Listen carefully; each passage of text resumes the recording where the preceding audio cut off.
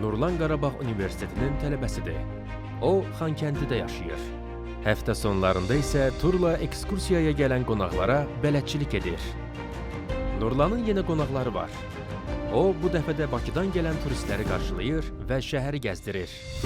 Bu dəfə də qürurla və həvəslə turistlərə məlumat verir. Növbəti məkana gediş zamanı Nurlan təyin olunmuş hərəkət marşrutundan kənarda naməlum əşya görür. Nurlan tərəddüd etmədən Anamanın qaynar xəttinə zəng edir. Anamanın əməkdaşları əşyanın partlayıcı sursat olduğunu təyin edirlər. Anamanın əməkdaşları ayıq-sayıq davrandığı üçün Nurlana təşəkkür edirlər.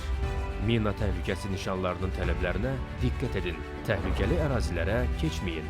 Naməlum və ya təhlükəli əşyalara toxunmayın. Özünüzü və yaxınlarınızı təhlükədən qoruyun.